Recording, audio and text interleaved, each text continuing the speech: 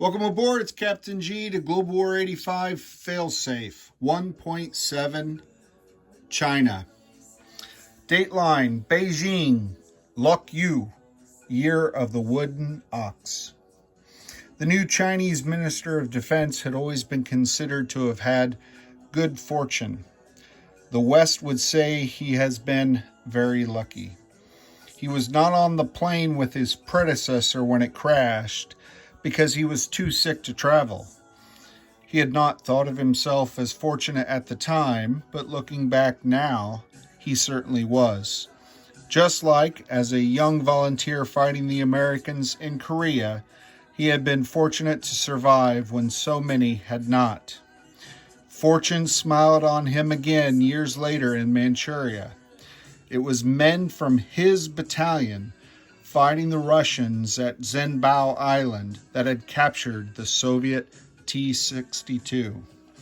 That action had made his career. Later tours at headquarters and as a military advisor abroad, first in Cambodia and later in Africa, had solidified his stature as an up-and-coming member of the Chinese military. Now he was charged not with building up the military of Zaire or Cambodia, but in modernizing China. He knew that if ever in his life he was going to need it, now was the time he needed good fortune. All right, so let's jump in. This is my first time playing China, and I'm sure I'm going to make mistakes, but one thing that we're going to get right as we start out the gate is our technology. Chinese scientists, the people that came up with fireworks and gunpowder, certainly they can get AMD in computers. So we have three major army bases to start the game. Technology 2 is AMD. Technology 3 is computers, and technology 6 is long-range missiles, 8, and only a 7 for the long-range missiles. Let's see if we have better luck than we did in Fulda Gap. All right, so not so much. We got a 2, which is a fail. We got a 6, which is a fail, and we got a 12 for LRM. We did succeed. So that moves us to stage 2. Stage 2 of long-range missiles. Outstanding. All right, 1 and 3. I think Ozark and U.S. have the overall lead in the first round with 2 technology successes. All right, next up, there are no global ops, there are no random events that China rolls for. Purchase units, we have 2 IPP. We're going to save that for future investment based on the new Minister of Defense plans. And so we have combat movement. And you might be saying to yourself, Captain G, dummy, what was Ozark doing combat on turn 1, and now you're doing the same thing? Well, as he explained, not all combat movements are combat actions, involve rolling dice and fighting. So from I'm going to have trouble with these. Xinjiang, this ASW helicopter is going to go out to P-16 on ASW patrol. That is a combat action. Also, not moving sea zones, but our import submarines, we have a nuclear attack submarine and a diesel electric, are going to join the other diesel electric in P-16 in response to the clear naked aggression of the Americans by sending a nuclear attack submarine off Taiwan, sacred Chinese territory. And they are going to go on silent running. And that is a combat action as well. All right, so that completes our combat movements. Let's go to non-combat. We do have a lot of parking cars to take care of. So, the fleet import here at this major shipyard is going to be joined by the fleet here in port at P28.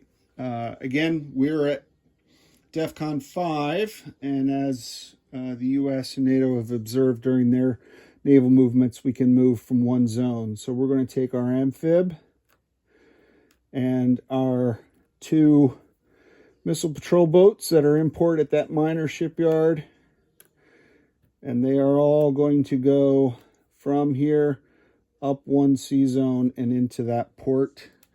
So the entire surface fleet, with 1 patrol boat exception down here, the entire force will be up here with the submarines and the ASW helicopter guarding the coast. Okay. Next, so that takes care of that. The helicopter, there is one, because we're doing the optional unit of ASW helicopters on Hunan Island. I'm going to fly it up to, oh boy, I'm going to butcher these. Guangxi. Guangxi is the correct answer. So just flying up to Guangxi. Okay, so that's the ASW helicopter. Got to get that stuff out of the way. All right, so let's start in the west. We're going to consolidate our forces. We're going to take the SAM from west to east. We're going to take the 3 paramilitaries from west to east, and I have a task force marker that goes right here that I will find his placement and put him out there. I set it to the side before. I'm taping out where it is. The artillery will move from west to east. Okay. Then down from western Tibet, this SAM is going to go 1, 2 to Outer Mongolia. And the SAM in Outer Mongolia is going to go to southern Manchuria.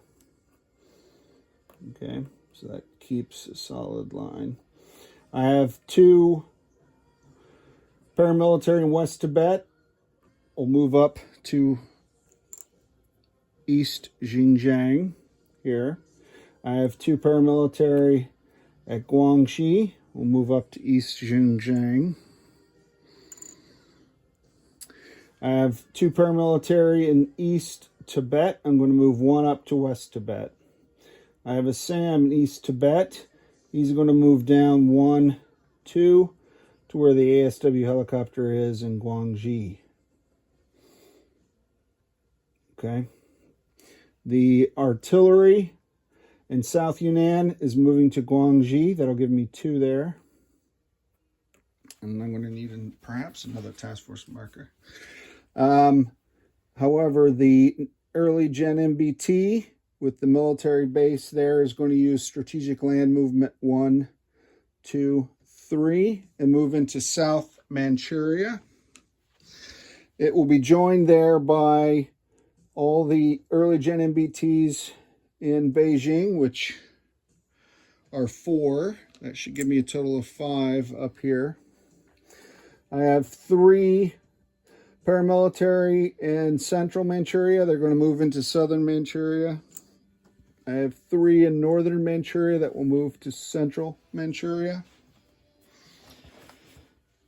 I have 2 paramilitary in outer Mongolia. They're going to move to southern Manchuria.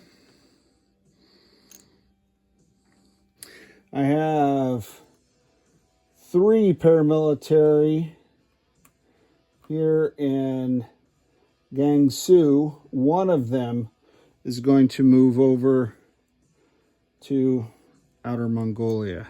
Okay.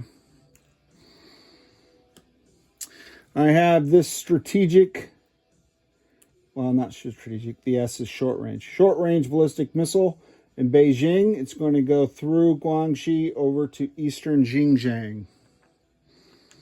Eastern Xinjiang. Okay. I have 2 artillery here in Beijing. They're going to move up to southern Manchuria.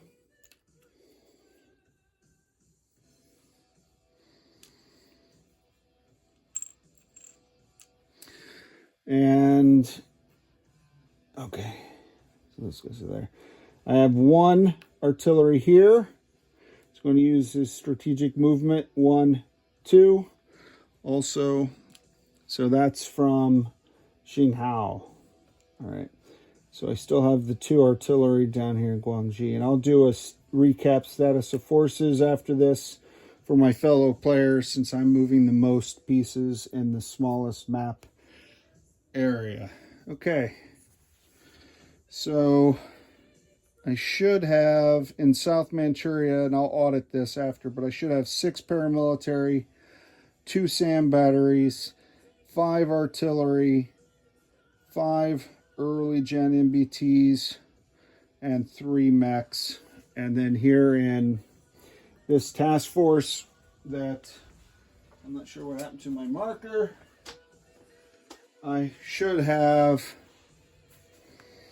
7 paramilitary, 1 SAM, 2 early gen MBTs, 2 strategic short-range ballistic missiles, 2 artillery, 3 early gen fighters. Okay, that guy was supposed to come up and join. There you go. 3 early gen fighters and 2 mechs. So I believe that is everything. We'll go to end of turn. End of turn phase is fairly easy, particularly since we didn't buy anything, right? So we had 2 IPP coming into the turn, and we collect 2 IPP at the end of the turn, giving us 4 for cash on hand. And then the only other thing we have to do is the People's War Markers. Ba-dum-bum, ba-dum-bum-bum, ba-dum-bum. Where do they go? So China is unique. If you've watched some of the other games involving Scenario 1, you may have seen this. China has a morale from 0 to 3. And for each value above 0, you earn 1 People's War Markers. I don't have the official ones, the ones with Chairman Mao's picture. So I'll just use this little Power to the People partisan marker for now, although I will order the Chairman Mao ones. I'm going to put 1 in eastern Xinjiang and 1 in southern Manchuria. And then China's morale goes up and down based on technology, or if we lose any territories in war, or if we conquer any territories, etc. Okay, so we'll monitor that throughout the game.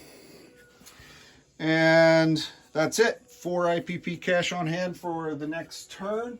Next up, we finally finished a complete round. Next up, we're going to go back to the beginning, and Sky Marshal and the people of Warsaw Pact will be up next. This is Captain G, over and out.